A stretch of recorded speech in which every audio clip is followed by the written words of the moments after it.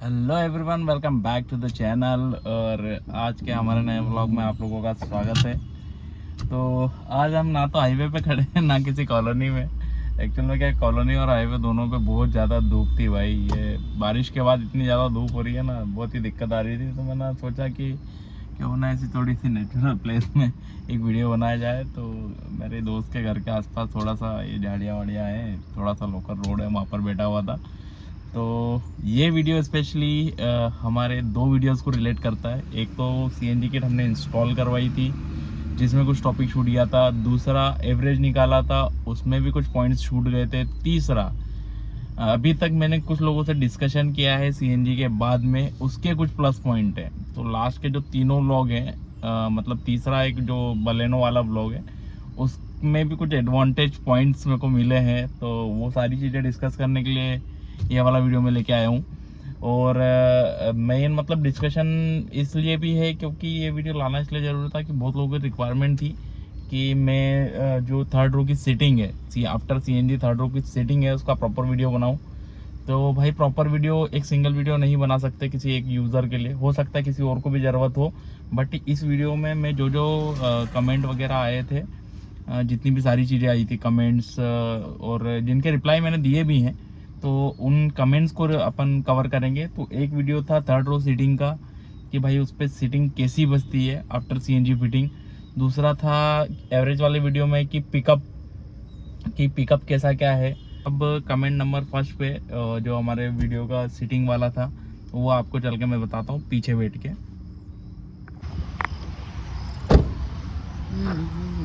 खाएंगे, यहाँ पर भी धूप है भाई, पर गाड़ी छाँव में खड़ी करी अपन ने। चलो, थोड़ी सी गाड़ी गंदी है ना, जैसे तो अभी बार बार सुबह साफ़ करिए। तो ये हमारी सीट को थोड़ा आगे करना पड़ेगा, 2 मिनट। तो भाई साहब ये आ गए हम लोग पीछे वाली सीट पर, ये देखो। तो मैंने उस वाले वीडियो में आप लोगों को ये नहीं बता पाया था कि ये सीट कटिंग वगैरह स्पेस कैसे मैनेज करा है। तो ये देखो, ये सीट इतनी बड़ी है जो ये दिख रहा, सेम सीट पीछे भी रहती है, पर ये अब इतनी छोटी हो चुकी है, समझ रहे हैं। अब ये साइज़ कैसे बताऊँ आप लोगों को, जो भी नाप के, ये देखो ये कम से कम आधे में आती है, और ये 2 और ये थोड़ा सा और, इस टाइप से देख लो कि कितनी ज़्यादा छोटी कर चुके हैं सीट को।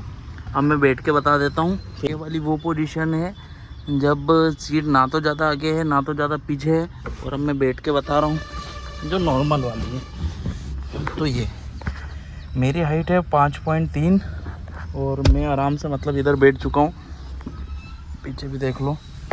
मतलब हाँ, पर ये है कि पहले जितना कंफर्टेबल बैठता था उतना अच्छे से नहीं बैठ पा रहा हूँ क्योंकि यहाँ मेरे पैर टच कर रहे हैं। पर हाँ, ऐसा भी नहीं है कि बैठने में कोई ख़ास दिक्कत आ रही है, कोई दिक्कत नहीं आ रही ऐसा, मतलब मैं इजीली मूव कर सकता हूँ। पर जैसे कि पहले यहाँ पर 3 लोग भी बैठ जाते थे, और वो 3 लोगों को बैठने में दिक्कत आती है। तो 2 लोग सफिशेंट बैठ सकते हैं इसको बिना हिलाए डुलाए। इनकेस मान लो कि अगर ये सीट अपन आगे कर दें तो इसका बेनिफिट हो सकता है अपने को, जैसे कि सॉरी ये तो बहुत ज़्यादा आगे हो गई है, ये मान लो ये थोड़ी आगे जैसे ही होती है, तो ये काफ़ी स्पेस बचती है। मतलब ये सीट को आगे करके यहाँ 3 बंदे आप बिठा सकते हो, पर मेरी बात मानो तो यहाँ 2 ही बंदे बिठाना सीएनजी करवाने के बाद में, ताकि काफ़ी ठीक रहेगा।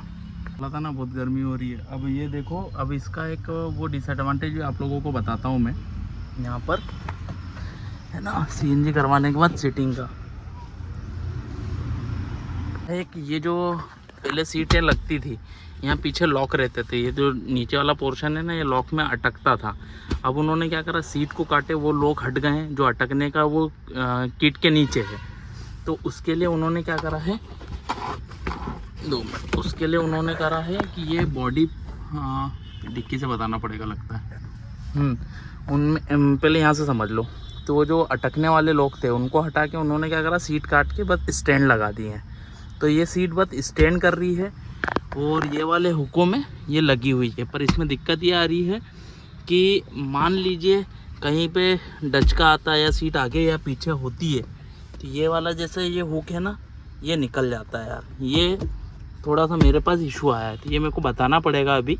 तो वो खोल के इसको वापस से खोल के इसको फिट कर देंगे, बाकी जगह नहीं आया है। ये देखो, ये फिट बैठे, बट ये क्या है वो मतलब प्रेशर में कहीं पे आगे हो गई है गाड़ी ब्रेक लगने में, तो ये वाला यार ये थोड़ा सा प्रॉब्लमेटिक हो सकता है इन फ्यूचर के लिए। अब सीट को सिर्फ होल्ड कौन सी चीज़ कर रही है, एक तो ये और एक पीछे से आपको बताता हूँ।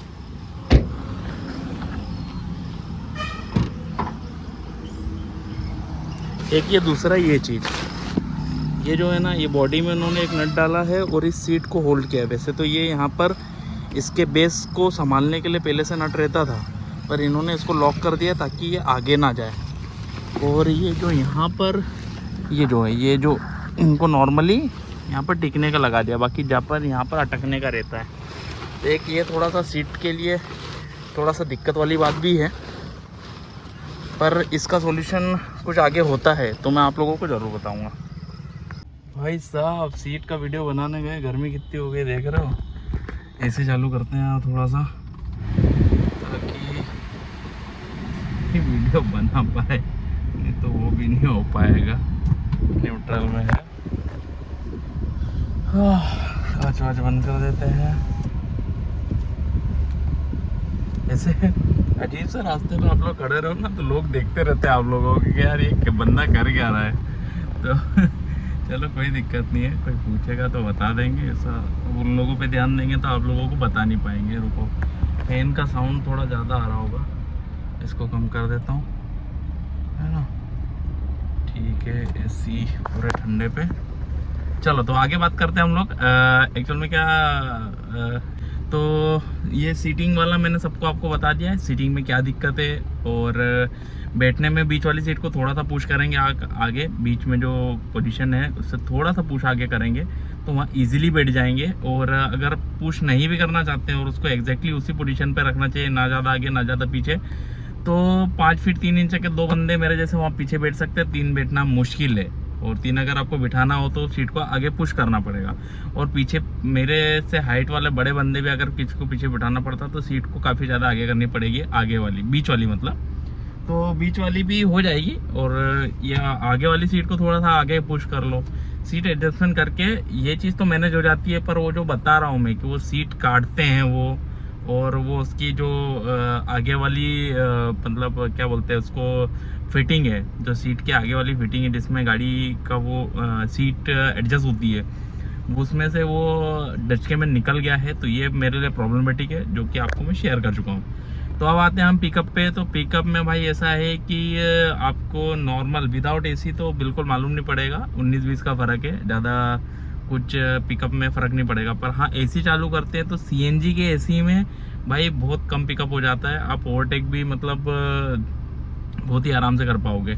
ओवरटेक करने में दिक्कत है, घाटी चढ़ाने में दिक्कत है। इवन मेरे से गाड़ी बंद नहीं होती थी भाई, सीएनजी एसी में थी गाड़ी, ट्रैफिक में 1-2 बार बंद हो चुकी है टेपर आने के टाइम पे।